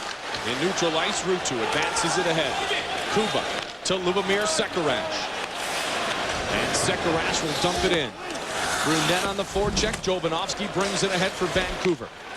The next goal so paramount, as you and I both know, Mike, is if Vancouver pulls to within 1, anything can happen. If Minnesota can push it to a 3-goal lead, now then you start to breathe a little bit easier. In fact, you and I didn't feel confident until it was 7-2 the other night. I felt a little confident at 6-2, but I was still a little scared. Well, so many funny things can happen in the playoffs, and the bounces that the players talk about being very pivotal in the series. Turned over, but Klatt was still deep in the zone and an offside against the Canucks. And here's the mindset when you look at the Vancouver Canucks. You have to wonder what they're thinking, because they came out unbelievably hard in the first period, played a very good first period, really dominated. Then they did the same thing at the top of the second period. All of a sudden they look up at the scoreboard, it's 2-0 Wild, and the Wild have come back. So in terms of the statistics, the shots, and so on, so they have to be asking themselves, what do we need to do to be in this game?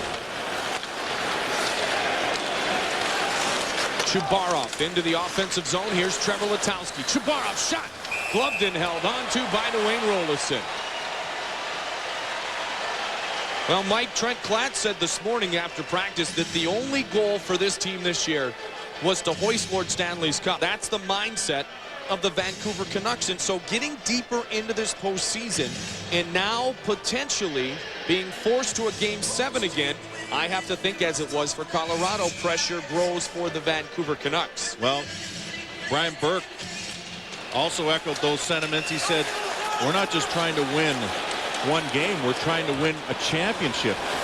Minnesota Wild came into the series just trying to win a game to start with. Gabrick trying to return it to West Walls. In fact, many believed they would not win a single game against Colorado.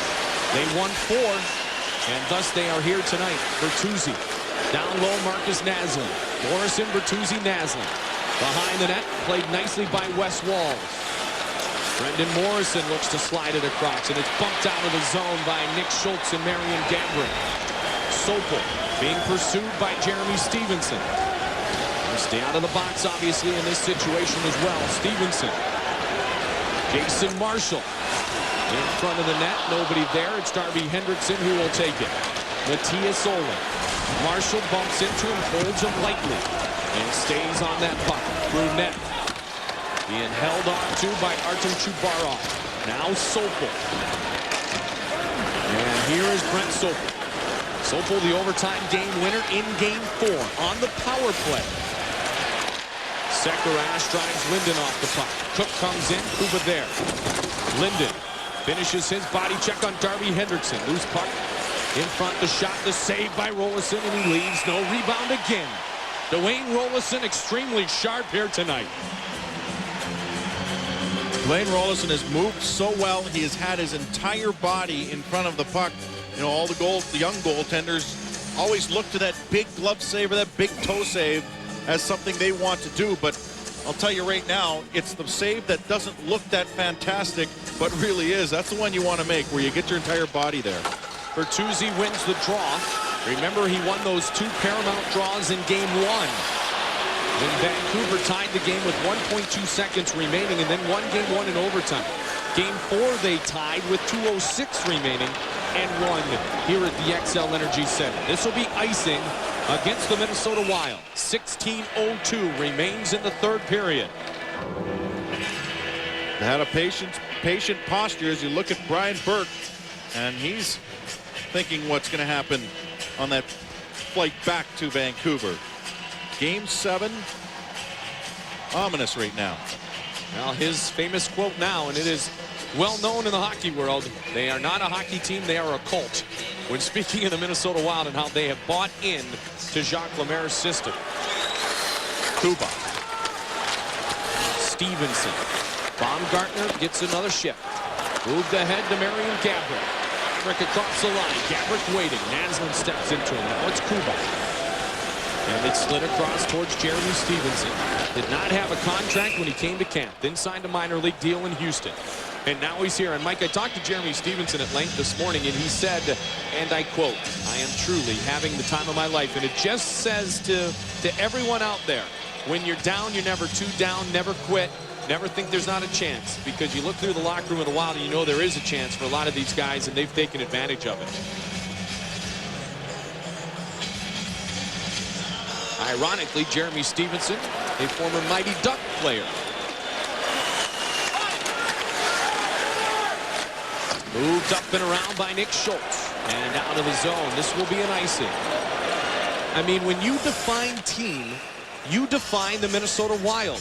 Men who weren't wanted in other places and have excelled here. Every guy's got their own story in the dressing room, so we've had to battle. We haven't individually haven't had a lot of things given to us as professional hockey players. So, and you know, we lean on each other in our dressing room so much. I can honestly tell you that guys, we really care for each other in the room. And that is why Brian Burke said, Mike, it's not a hockey team, it's a cult. And what he means, obviously, by that is there's total buy-in by all the players. They buy into the Jacques Lemaire system. They buy into each other. Mitchell, Brent Sopel. And now it's Matt Johnson. And they're trying to become the first team since 1994 to win 5 elimination games. I guess tomorrow's an elimination game for both teams. They can move it to 6. They move to the conference finals. And they would begin here on Saturday against Anaheim. Richard Park lost the edge, now gains it back. Park just flips it ahead. 14:53 on the clock. 21 shots for the Canucks, 17 for the Minnesota Wild. And the Canucks, 12-4 the shots on goal in the first period. Brendan Morrison, number 7. Centerman of this high-flying line that has been grounded here in the playoffs. They were grounded early in the St. Louis series as well, but responded when under pressure. Bertuzzi can't wrap it around. No call anywhere. Naslund to the point, and Baumgartner. Wrist shot into traffic. All white jerseys, and the puck is cleared out. Well, they're up 2-0, but this is still a precarious position to be in. You can score with not very much time left, as we've seen already in this series in Game 1. You can score with less than 2 seconds left. Rolison misplays. Here's Ruutu, shot save. Rolison got back in time, and Minnesota clears again. That's that kind of situation, Mike, that you spoke of, and Rolison was able to position himself to make the save. 13:51 remains in the third. Well, the only lead the Canucks have had in this series was in Game 3. That was the night in which they went 3 for 6 on the power play, and all 5 goals were scored with the man advantage, and they defeated the Wild 3-2. They took the lead and then led the final 27-27 of that one. 38-23 in the series. Linden against Dowd on the face-off circle. Minnesota jumping on the loose puck, and it's pushed out of the zone. This will trickle short of an icing as Cloutier gives it to Marek Malik. Malik knows what it's like to be part of somewhat of a Cinderella story. He and the Carolina Hurricanes advancing to the Stanley Cup Finals last year against the Detroit Red Wings. Linden. Colorado is gone. Detroit is gone. Dallas is gone. The 3 top seeds have departed as Park brings it across. The matchup will either be 4 against 7 or 6 against 7 here in the Western Conference, where in the East it's uno and dos. It's the New Jersey Devils and the top-seeded President's Trophy winning Ottawa Senators. Laaksonen to Ronning. Shot! Score! Darby Hendrickson! 3-0 Minnesota!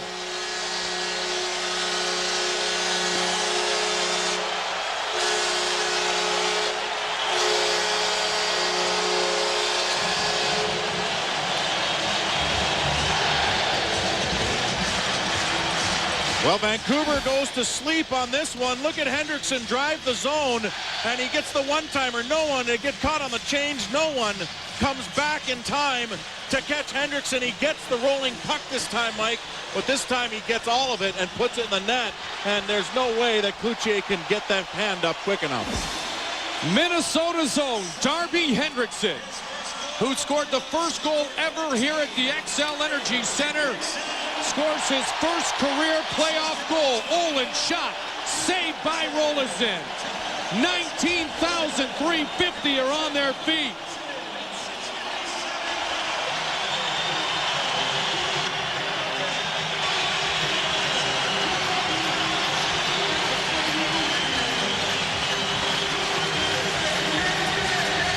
They've won in this building when they've had to, and it looks like they're on their way to doing it again. Only one victory at home so far this season in the playoffs, and it was in Game 6 in an elimination game. Sopel down towards Letowski. Cook got hit in front by Kuba. Penalty forthcoming against Minnesota. It's going to be a high stick against Kuba. Zuzin caught one up near the facial area as well as the whistle sounds. Darby Hendrickson. In year 1, he scored against Philadelphia. You see it in the open of our show, Mike, all the time. Darby Hendrickson against the Flyers. And Zuzin regains his composure. Darby Hendrickson and his teammates celebrate the goal that has made Matt Cook start thinking about a Game 7. And what does 19,000 people yelling "Civ" sound like? Well, here it is. There's the high stick. It's in front of the net. And Cook is the one who gets it in the chin. Dan Cloutier, 6 of the 7 goals went against his numbers in game number 5, and he has given up 3 here tonight. Cloutier hasn't gone back-to-back since February. Bertuzzi, oh, what a save by Rolison! The poke check by Dwayne Rolison on Todd Bertuzzi. What a great save by Rolison. Mitchell, in comes Brendan Morrison, and Jovanovski. Shot deflected wide. Naslund picks it up. Touch with the high stick. Faceoff will come out of the zone. Well, Rolison had to extend a little bit on that one as well. What a beautiful poke check as Bertuzzi busts around the D, has his head down. Rolison sees that, and he goes for the poke check. That's what you watch. The head's down. He's not going to be able to make a move on you, and Rolison just winces a bit there. Wow, has he been incredible in this hockey game. Dwayne Rolison, you notice barely, if any, rebounds given up. Weathered the early storm thanks to the great goaltending of Dwayne Rolison. Matthias Olin just in the fashion in which the Wild did in Game 5, Mike, against Colorado with Manny Fernandez standing on his head. I think we know who will be in the nets tomorrow night for the Wild. Baumgartner has it. Gets it across to Matthias Ohlund. Under a minute left in the power play. Henrik Sedin looking in front. Blocked by Andre Zuzin. Henrik Sedin behind to Daniel Sedin. Daniel to Henrik. Henrik to Baumgartner. Baumgartner takes the shot. Gives it up. Here's Daniel Sedin. Shot save. Rebound. None again. No rebound again. Left by Dwayne Roloson. That's the key. When you can make that first save and have it be it, then the opposition really doesn't have any chance to crash the net. Roloson will drop down in the style that he's so familiar with and hold on to that puck, but there's just nothing to go after. Here Roloson rolls down, holds on. Frustrating for the Canucks right now. Jovanovski keeps it in, down to Brendan Morrison. Marcus Naslund. Naslund has it, top of the circle, shot, score. Ed Jovanovski, power play goal with 11:03 remaining on a bouncing puck in front, Mike, and now we go back to what we said before. How important that third goal was for Darby Hendrickson, because you still have the 2-goal cushion. Well, Jovanovski will just move down, or excuse me, that's Sopel up at the top. Jovanovski was already down in the slot. Watch this feed. And right in front again, Jovanovski playing offensive duties. And I thought that was him at the point. He moves down so low, he looks like a forward down there. So the high stick proves costly against Cuba, but yet Minnesota still leads by 2. Played now by Murray Barron, saved by Roloson. So Vancouver will try to regain some momentum here, because a 2-goal lead that becomes 1 means you pull your goaltender and you go for it. And we know the success that the Canucks have had with that already in this postseason. Jovanovski, his seventh goal of the playoffs. And he had 6 in the regular season. Paul Coffey has the NHL record. He had 12 goals in 18 playoff games. In 85 with the Oilers, the NHL record for most goals by a defenseman. Here's Laaksonen, shot, he scores! He scores! He scores! Laaksonen answers on the pass from Clint Ronning, and the 3-goal lead is once again alive. I think they want to know if there was a 2-line pass there. Vancouver questioning the call or the non-call.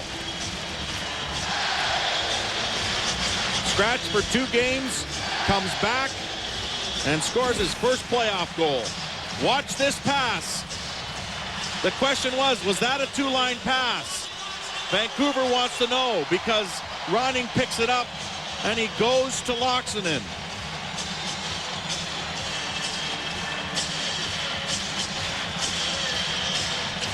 Ronning took a feed from Kuba from behind the net. I think the Vancouver forward might have touched it and therefore negating it. Here's the shot. Off the boards. Yeah. Oh, no, that's good. That's a good play right there. That's not a 2-line pass. That's a wonderful outlet pass. And Antti Laaksonen, the Iron Finn, scores his first career playoff goal. Penalty forthcoming. Mike Sekerash, Hendrickson, and Laaksonen, all their first ever goals in the postseason. Zuzin is wincing there. An elbowing call coming up here to Ruutu. He's packed his bags if he's taking penalties like that at this point. And Zuzin goes off and is holding his right arm. In the corner, watch the elbow. Right behind the net here. Watch this. Spins around. Oh, no, he'd already taken it. I'm not sure where that happened. But Zuzin is holding his right arm and is in pain. Here's the original one right there. That's the elbow that he gets up high on Zuzin. And that's where Zuzin hurt his arm.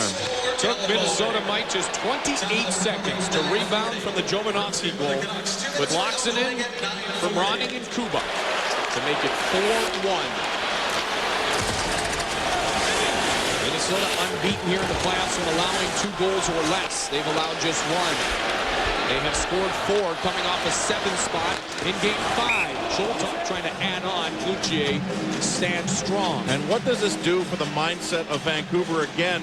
Because of the 7-2 game, which a lot of people said wasn't typical of the series, and they were right, because every game was a 1-goal game from that point.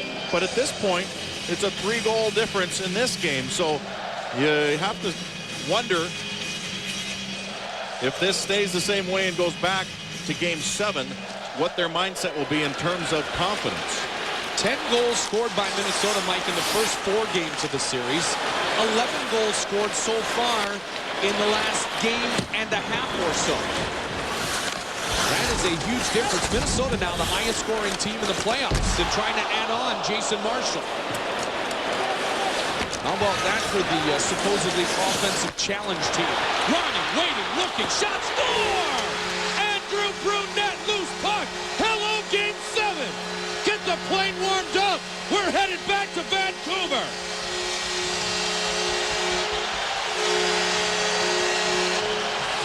Got yourself a rivalry now. It's a turnover right up the middle. You can't do that, especially when you're killing a penalty. Ronning, and we talk about bounces. Ronning gets it towards the net. Barron just gets it off his skate. And here's where the bounces can help you. And Brunette right on the doorstep. And he puts one in, his 2nd of the game.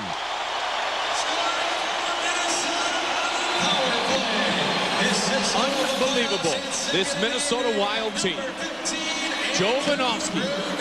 Henrik Sedin. Platt couldn't get the shot away and locks it in. Will bring it up ahead. 5 goals on 20 shots for the Minnesota Wild. They had 6 goals against Dan Cloutier 2 nights ago at General Motors Place. 6 goals against Cloutier in the game. 5 of them came on the first 12 shots of the contest. And they are all over Dan Cloutier here. Sokol waits, fires. But still, Mike, we must look towards 2 things. Superb goaltending early by that man, Dwayne Roloson, and 2 power play goals for the Minnesota Wild to put Minnesota in position to do what they are doing here. Zoltan takes it from Jovanovski. Shot! And he just missed top shelf. Morrison. And Vancouver across the line. Bertuzzi driving towards the net. Nobody there. Good to see Zuzan back out on the ice. Right away and physically involved. Morrison running. And he'll flip it out of danger. 7:55 on the clock. Minnesota 5. Vancouver 1. Todd Bertuzzi. Olin steps in. Morrison wants it. Walls delivers the hit.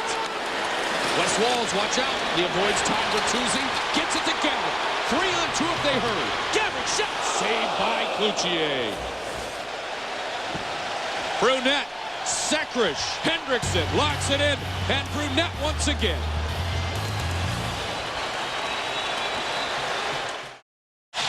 Well, look what Bertuzzi's done to our camera. He gave it a bit of a smack, obviously, and he tried to give Walls a bit of a smack. There's Wes Walls, who spun around and went after Bertuzzi to answer the bell a little bit. You have to do it even when you're leading 5-1. 13-4-4-1. The record for Vancouver, Mike, in the regular season in games that followed losses. Here's the after effect of Bertuzzi with the slash and Walls. He answers right back. Yeah. Even when it's 5-1, you have to continue to answer those calls because they carry over into the next game. Linden 4-on-4. Linden shot missed. Remember Matt Johnson quieted everything down when Olin hit Gabrick late in Game 5. Matt Johnson went right after Marcus Naslund. Ruutu with a cross-check on Darby Hendrickson. And now, Mike, if you're Jacques Lemaire, you try to stay away from any nicks and bruises, and you continue to roll your 4 lines And there are many who have the concept of being the lighter and the faster and the smaller team could be a benefit in a back-to-back situation. Well, Game 7 will be 3 games in 4 nights. And that should benefit the Minnesota Wild because they had to win 2 in a row to get there. And because they are the smaller, faster team, that should benefit them later on in the game especially. There's a lot of factors that right now are starting to turn towards the Minnesota Wild's favor. Vancouver hasn't lost 3 straight games since last year's playoffs. When they were up 2-0 on the wings, Stan Cloutier was scored upon from beyond the red line by Nicholas Lidstrom. The Wings won 4 straight and eliminated the Vancouver Canucks in the first round. They were eliminated the year before in the playoffs by the Colorado Avalanche. They defeated the Blues in 7, and now it appears we are going to a Game 7 here. Tomorrow night in Vancouver, Fox 9, 9 o'clock, set the dial, and don't change the TV. Park. And the Minnesota Wild trying to become the first team in NHL history to come back from 2 3-1 series deficits in the same playoff year. Henrik Sedin back deep in the Vancouver zone. Willie Mitchell as Jovanovski will peel off. 4-on-4 continues. Behind it is Mitchell. And given over towards Lubomir Sekerac. What a huge goal he had. To make it 2-0. 15.5 minutes into the second period. Minnesota with 3 goals in 3 minutes and 40 seconds here in the third night. Most importantly, they answered the Jovanovski goal in just 28 seconds. In fact, they answered it twice in the span of 1:12. Marcus Naslund. Sekerac was up on him. Brendan Morrison leaves it for Naslund. Naslund to Morrison. Morrison at the blue line. Soper just inside. Here's Naslund. Naslund in front. Read neatly by Zuzan. Cleared ahead down. Gabrick on the fly. Marion Gabrick. Gabrick moving in front. Gabrick couldn't get the shot away. Sopo was there defensively. Walls and Bertuzzi are out of the box. Clock now shows 5:23. Trevor Letowski across the Minnesota line. Loxinen. Watch out. Murray Barron was there. Cook as well. Loxinen down. Play continues. Baumgartner has it. Here's Willie Mitchell. Brett Brown. Brown controls onto the tape of Darby Hendrickson. Darby stick handles out of the zone and throws it up. And it may have almost taken off the face of Jeremy Stevenson on the bench. Well, we were talking about advantages and how a lot of them favored the Minnesota Wild in a Game 7. Well, look at Dwayne Rolison, how he's played the last 2 games. Cloutier, a lot of goals gone behind him in the last 2 games. And you have to question what it's saying to him as he knows he'll get the start in Game 7 as well. Many say he's improved, especially positionally. He was very good in the third period of Game 5 against St. Louis in a must-win situation. He was very good in Game 7 against the Blues. Bertuzzi tried to intercept to neutral ice. Jimmy Down in on Jovanovski. Down, who missed Games 1 and 2 due to the birth of his son, Anthony. In the lineup with the C on his sweater since, and he has quietly been a factor as well. Well, Jim Dowd, Jacques Lemaire knows him well. Yep. He knows Jacques very well. And the trust is definitely there, as it is with a lot of the players. But Jacques likes to lean on guys that have helped him out in different situations throughout the season and maybe in past teams. Brunette, another guy that you can lean on so many players. And that's why the players talk about it being really a victory by committee every time they win. Marshall was a healthy scratch on frequent occasion at the end of the regular season, Mike, and he said, you know what, his hard work, his loyalty to the quest and the franchise is why he was in the lineup against Colorado. And he's been a factor. He's only been scratched once. Trent Platt trying to outwork Brad Brown. Trying to answer a hit by Brown in front. Brown on Daniel Sedin. Brown now looking for Henrik Sedin. Brown will hit anything in a blue jersey. I can guarantee you that. Tomorrow he will hit anything in a white jersey. Brown stays with Daniel Sedin. Under 4 minutes now remains here in Game 6. Brown gets a shot. Henrik comes in to try to protect his brother Daniel. Sedin to Sedin and Brown all over the place. Platt Sets a pick. Henrik Sedin spins it down. Brad Brown, he's got to be tired after all that pushing. And he takes advantage of the loose puck, shoves it down the length of the ice. Baumgartner touches. Icing is called. Brad Brown sending a message for tomorrow's Game 7. Everything happens differently in a Game 7, though. Everyone, as we saw in the Game 7 against Colorado, everyone is a little more cautious in different situations. You will see battles like this, but you won't see players take too many liberties with each other, because that one penalty can mean the difference. Minnesota's done a good job tonight, Mike. They have only allowed Vancouver to have 2 power plays. And remember, in the Game 5 victory, the 7-2 win, the power play opportunities were limited for Vancouver that night as well. Morrison pushed down. Naslund trips up Willie Mitchell. Penalty against Marcus Naslund. Willie will be fine when he gets back home this summer to Port McNeil, BC. He might want to be careful when he lands in Vancouver. He might need an escort. He might indeed need an escort. And Jeremy Stevenson and Todd Bertuzzi are going to have words. Normally you'd take that trade-off. I don't know if you'd take that now. I don't know if you want to lose Jeremy Stevenson. Now Morrison comes in, tries to get a shove. Sopel as well. You know the interesting thing, Mike, after Game 1, when Vancouver came back and won in overtime, we thought it was like they just won Game 7. The streets were crazy. The cars were honking. It was unbelievable. After Game 2, it was like a ghost town. They had the police really lined up, the riot police ready after Game 5 in case Vancouver won. I've never seen so many sad police officers in my life, all walking home in a group with nothing to do, because again, it was a ghost town. Well, the Minnesota Wild want to turn the streets of Vancouver into a ghost town tomorrow evening as well.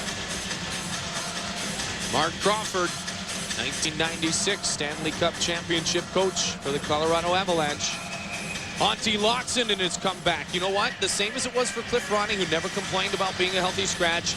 I think Laaksonen has come back a bit hungrier. And Jacques Lemaire was asked this morning, when you have to scratch a veteran in the playoffs, or someone who has played every game in franchise history, is that difficult? He said, of course it is. He was a player. He knows how difficult it is. But it's something that has to be done. And if your players respond from it, then the right thing was done. And Laaksonen has responded with one of his best games of the postseason here tonight. Power play time has been at a minimal for Vancouver. Just 3 minutes and 33 seconds of power play time. To the Wild's 8 minutes and 43 seconds. Sopel, 2:43 remains. Matt Cook, Trevor Linden. Linden waiting, Linden looking, Linden fires, blocked by Mitchell, moved ahead. Zoltak has a breakaway. Sergei Zoltak moving in, shot, saved by Cloutier. Zoltak gets it back, keeps it in at the blue line. No, he did not. An offside is called. Well, I think Vancouver, at this point, just not mentally with it. They give up a shorthanded breakaway. I don't think their chance of coming back that good. Cloutier does make a good save there, but the difference in goal, 5-1, already well enough for them to force a Game 7. Nolan Baumgartner. Susan, here's Baumgartner's shot. Oh my goodness! Another great save by Dwayne Rolison. Let's hope that's some foreshadowing for tomorrow night. We are not worthy. Yeah, you are, Wild fans. Again, no rebound on that one. I want to correct myself. It was a 4-on-4 breakaway for Zoltak, but nevertheless, an opportunity Vancouver can't afford to give up. And great concentration. Through the crowd, picks that one out of the air. And again, Rolison, huge this evening. Josh Harding gets the start tomorrow in the Nets. You will see, as Jacques Lemaire would say. Wes Walls. It's generally the guy who has the big pads on and the funny mask after they sing the national anthem who is the starting goaltender. I think that guy's got Roley on his mask for tomorrow. Gabrick waiting, looking. Gabrick shot blocked by Baumgartner. Baumgartner shoves Gabrick. Gabrick had the flu before Game 5. Got hit a couple of times near the end of Game 5. He shows his playoff intentions and his playoff intensity. 90 seconds. Fire up 2 planes, not one, because both teams are headed to Vancouver. for a decisive Game 7 with the winner to host the Mighty Ducks of Anaheim in the Western Conference Finals. After tomorrow night, it will be down to 4. Penalty against Minnesota here in the final 110. Moved ahead, locks it in. Stevenson with a hit on Jarkko Ruutu. Now that's 5 games in waiting, so that's no big deal. And look at Ruutu chattering at the players on the bench. He's trying to draw something from Brown. Yeah. Trying to get him to do something, maybe even get himself suspended. He's smart enough to do so. You would think one of the linesmen would be smart enough to move him. Well, you know what? The Minnesota Wild have shown good discipline, and they know that that's Ruutu's game. They don't want to let him continue. There's the late. Yeah, there they go. You know what? In defense of the linesman, Scott Driscoll and Tim Nowak, they had 4 or 5 other guys to worry about, Mike, and they didn't see Ruutu standing there in front of the bench. And as soon as Driscoll and company did see him, they moved him away. I don't know. I don't know what they're saying, but I have to think that Brad Brown maybe has some better one-liners than Ruutu. Well, he's got more material. He's had some material given to him over the last 2 games. So 2 penalties against Minnesota. But to his credit, Ruutu continues to play the way he played in Game 1 and all the way through. And you know what you're going to get from him, and you also now know what you're going to get from Brad Brown. 5-on-3 for Vancouver here to close things out. Linden wants to take the face-off. He's not going to be permitted to. There's a character guy right there, Trevor Linden, who said in years past his team might have not responded from a situation being down in games 1 and 4, but they've matured so much. How much will be found out tomorrow, though, because they find themselves all of a sudden with 0 momentum.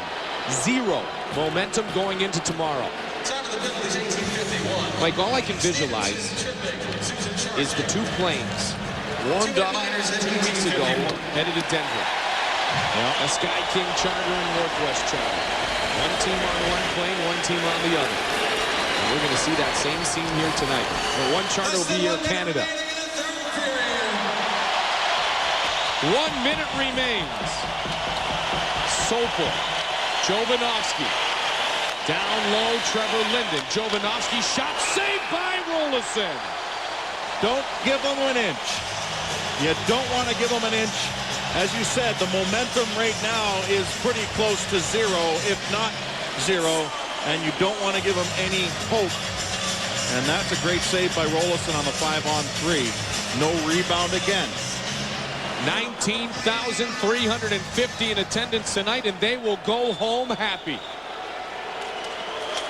and hopeful for a Game 1 on Saturday. Sopel waits and gives it up to Marcus Naslund. Here's Brent Sopel across to Jovanovski. Sopel again. Jovanovski. Linden shot deflected just wide, and Rolison gloves it out of midair. Dwayne Rolison, acrobatic one more time. Save some for tomorrow, Rolly. Well, and I think he will. I think everyone said, why did you save some goals for Game 6? Well, they did. Nordstrom's proud partner of the Minnesota Wild. Try that again. Nordstrom's proud partner of the Minnesota Wild, celebrating 10 years in the Mall of America.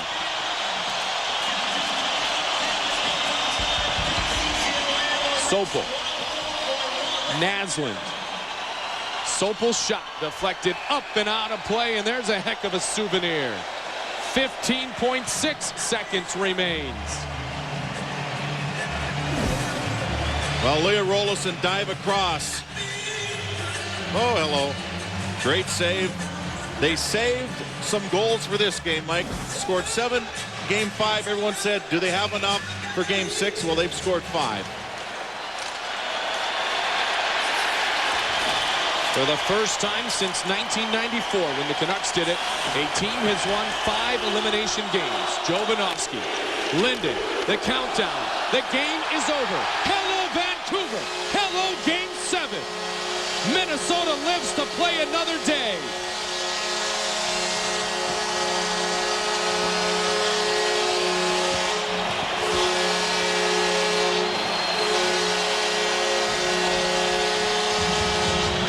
No question there, Dwayne Rolison, GMC Player of the Game. Incredible performance this evening.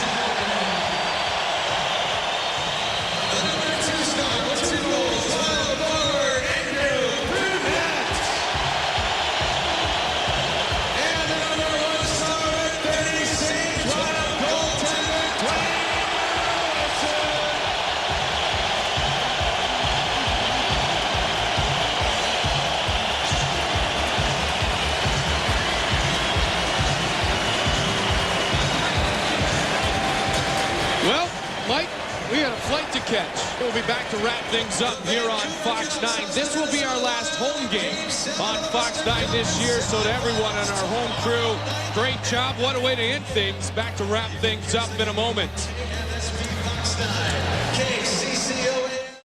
For Mike Greenlay, Mike Goldberg saying goodbye from the XL Energy Center. Final score, Minnesota 5, Vancouver 1. Be sure to join us tomorrow night for Game 7 of this series from Vancouver. Puck drop is set for 9 o'clock. Jeff Grayson and the Fox 9 crew standing by with much more post-game ahead.